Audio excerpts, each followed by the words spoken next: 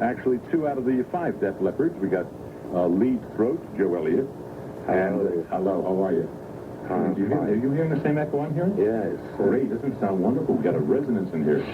And Steve Clark, a lead guitarist. Hi. Good evening. Good evening, gentlemen. You know, it's amazing about you guys. I mean, how phenomenally well you've caught on. We'd like to now play, because a lot of people are interested in this brand new LP of yours. We'll be taking the calls on the Rockline and hopefully getting some answers to all your questions for you guys. But let's right now play a cut from the new album, let the music speak for itself. So, Let It Go, the brand new Def Leppard album entitled High and Dry. Back on the Rockline once again. Of course, that was Let It Go from the brand new LP by Def Leppard, High and Dry. And we'll be back to take your calls for Joe Elliott and Steve Clark of Def Leppard. Numbers to call again, 800 to really say hello, Beamer. And this is Joe. Hello, Beamer. Same thing, Stephen. Hello, Beamer. That's right. Now we know that on my right ear is Stephen, and my left ear is Joe. Actually, I don't know how it's coming out of your home there, but there it is. Before going on, the Rockline will be open in a minute. I'd like to tell all my people out there that last night Def Leppard played in Columbia, Maryland, I believe. Mm-hmm. And after leaving us tonight, they're going to Los Angeles International Airport to grab a red-eye back to Norfolk, Virginia. Yep, that's right. I love you a lot. I love you a lot for flying in to do the show. And not being afraid of the air controllers affair. I love you a lot. Let's take calls. I'll ask questions later. Let's pick up on Mark of Kansas City. You're listening to over at KY102. Go ahead, Mark. You're on the Rockline. Hello, Joe. Hi. Hello, I got a question for you. I'd like to know how you guys got together, and did you know that you were going to be the immediate success that you were? How we got together? Round about the beginning of 1978, I bumped into Pete Willis, our other lead guitarist, who I've known him for about 10 years. I was going to buy a guitar off him because I was playing guitar, or attempting to play guitar. And I just said to him, like, do you want to get a band together? And he said, well, not really, because I've just joined one, but we want a singer. So that was it, basically. I had no audition. I just said, I'll do it, because I think they just took me on because I was tall and had long hair. You know, I mean, I couldn't sing. I didn't sing for 6 weeks. Having joined the band, we didn't have any gear, you know. I sung the first time after about 6 weeks, and it was awful, you know. They put up with it, I think. And then in January, Steve joined. Pete bumped into him at college, and he came down and played the entire solo out of Freebird. That was it. And we invited him to join. That was a good question, a good answer. Let's go to Norfolk and WNOR and Julie. Hello, Julie. Hi, Joe and Steve. What do your families think of your success at such young ages? Hi, Julie. This is Joe. They didn't really. I can't think of the word. They weren't really that keen at the beginning. You know, it's the old statement, why don't you get a steady job, boys? You know, I'm a doctor, a lawyer. Yeah, chartered accountant. But as soon as they started seeing the name in all the papers and what have you, that changed. That's it. You know, as soon as they see the name. You got the same answer to Stephen, or you got a good? Yeah, they didn't really encourage it at the beginning, but as soon as they started giving us first EP, we financed themselves. Oh, you're a star. Yeah. Your folks loved you. Yeah, they were great. The question I want to ask you a while back was that about heavy metal. I understand that you guys don't like to be referred to as heavy metalers. What do you like to be referred to? Hard rockers. Hard rockers. Good old rock and rollers. Rock and roll. Oh, that's much better. I like that myself, actually. Let's go to Diana of Albany, listening to over at PYX 106. Hi, Diana. Go ahead. Diana, you there? Hi, how you doing? Hi. Good. I got 2 questions to ask you. On the first album, you have a special thanks to Gabby Schenker, and I was wondering if she was related to Michael or Rudolph Schenker of the Scorpions. Yes, she is. She is Michael's ex-wife. She was our secretary for a while, but she is no longer. And she's no longer Michael's wife either. You got another question, or is that it? Diana? Yeah. I was wondering... I'm here. Okay, go ahead. I was wondering how you guys got your album contract at such a young age and everything. When we were in England, where we were born... Sheffield, right? Yeah, Sheffield. Yeah, when we were in England, we decided to take a big shortcut. Instead of just plodding around the club circuit for God knows how many years, we scraped and scrounged and stole a lot of money. And we self-financed a extended play single. What was the name of the label? It was a funny name label. Bludgeon Rifola. Yeah. And we put 3 songs out on this EP, and we sent it around all the radio stations in England and all the music papers. And we started getting a lot of good press and a lot of airplay on the rock shows because it was like self-financed. A lot of people gave it a chance. And miraculously, it charted in the BBC charts with no record company backup. It got to number 84 in the BBC singles chart. Then you were practically teenagers, with the exception of yourself. You're the eldest at 20. Yeah, I was a teenager then. You were a teenager then. That's right. You were all teenagers. You were This is 78. 78, so it's 3 years down the line. You're now 22 and you were 19 then. And due to it getting the charts, on its own merit sort of thing, we got a lot of press, in the English music press, and that ultimately encouraged record companies to come and see us. Besides the music being great, did you get a lot more press tied in because of your age? I think so, yeah. That did help at the start. Yeah. It got a bit of drawback. Yeah, it bugs us a bit now. Because you just stuck with it for a few years anyway, so you're all into your latter 20s, right? Yeah, and then when we get old, people say, oh, they're not the youngsters they were. I love that. Let's go to David of L.A. listening to KLOS. Hi, David. Hello? Hello? Yeah, we're here. All right, I want to get through. I'd like to know, since the first 2 albums, right, what is the different sounds and qualities of the last 2 albums? Sorry, can you say that again? I've got all this feedback. Something about what is the difference since the first album release or the EP release to where the second LP really right now. Has there been any change, I think, in the quality or the direction of the sound? The direction of the sound, yeah, because... It's due to Mutt Langer hold on, put my teeth in. Yeah. Mutt Langer production, you know, is so much better than what we did on that EP. Yeah, Mutt has just produced Foreigner and done so many things. We did this EP. What? We did the EP in like 15 hours, you know, recorded it and mixed it down and everything. You did the what? The EP? Yeah. In 15 hours? Yeah. That's when you were, That's solo voice, right? Yeah, all right. Let's take another call. We can get, I think, Gary of Jacksonville. Gary, listen to us over Rock 105. Go ahead, Gary.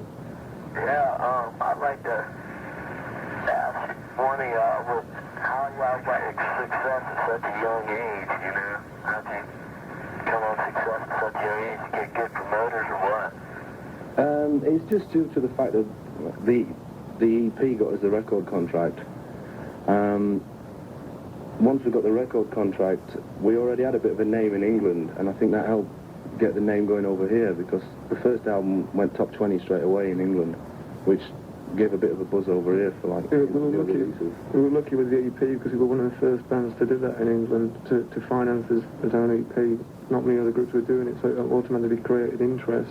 Where'd you get the money to, where'd you get the money to just scrounge and just save up your pennies and all that kind of Yeah. We stopped drinking for a Stop week. drinking for a week, huh?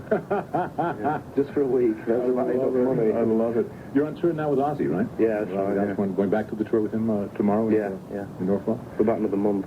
And just with him alone. And you're looking forward to being headliners in your own? Yeah, eventually, yeah. Eventually.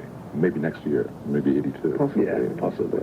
Listen, I'm going to break away right now. We'll be back, of course, I don't want anybody to go away because the Rockline is over at PLJ to stand by. Darren, go ahead. Hey, how you guys doing? Fine. How are you? All right, fine. I want to know, why did you record your song On Through the Night on your second album rather than the first? Because we wanted that kind of reaction from it, really. It's like having 2 title tracks on one album. It wasn't a leftover from the first album. We just thought it was a good title to use for a song. So it was really Steve that was nagging me to do it, so I did it. He thought it was a good title for the song as well. Steve's the nagger. You're the lead throat, and he's the nagger. He's the lead nagger. Let's play High and Dry right now, the title track, High and Dry Saturday Night, from the brand new Def Leppard LP on the Rockline.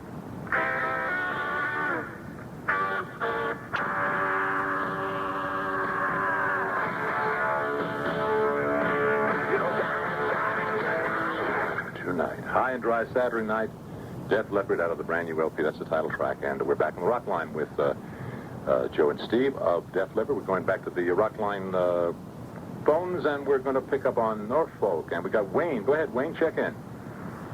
Wayne, are you there? Hi, Wayne. Hi, Joe. This is Wayne. We've been sitting around here at WNOR in Norfolk, and I'd like to know, where's Shampoo?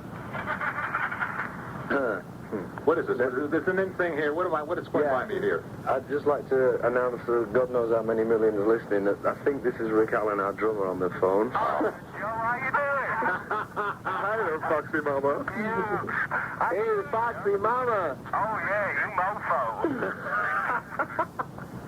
Yeah, this is a total in-joke. I don't understand it either. How you doing, Joe? I'm fine, how are you? Good, good. We're doing fine here. Yo. You know what we have? Go on then. Just hang on there a minute. He's lost his shampoo. Now, which one is this that's over there in Norfolk? Dumbo, no, sir, well, can you run it? Dumbo, we cannot do none, can you? That's our bass player. How are you? You're fired. What you been drinking? What do you mean I'm fired? What you been drinking?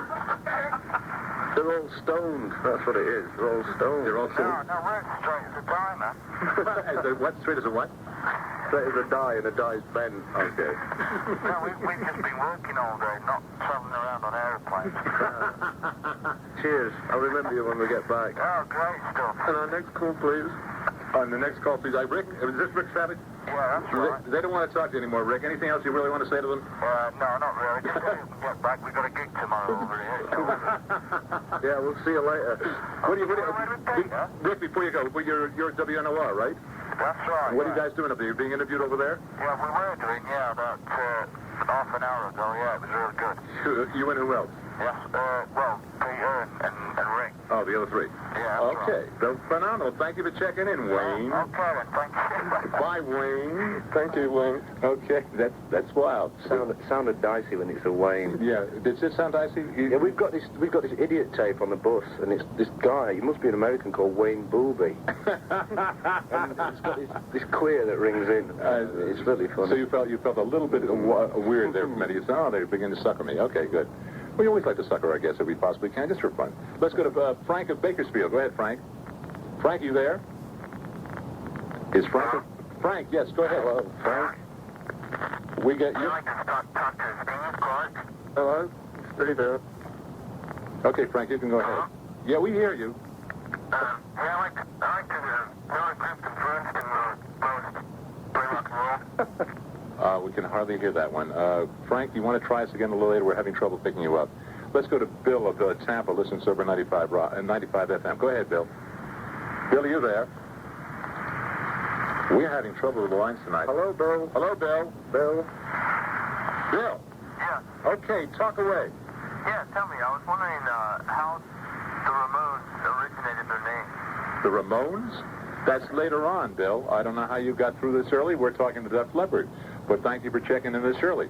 We'll be back to more of the calls here. I think it's amazing. Don't forget those numbers are 800-4213. Would you care to answer that? Don't turn out in the way.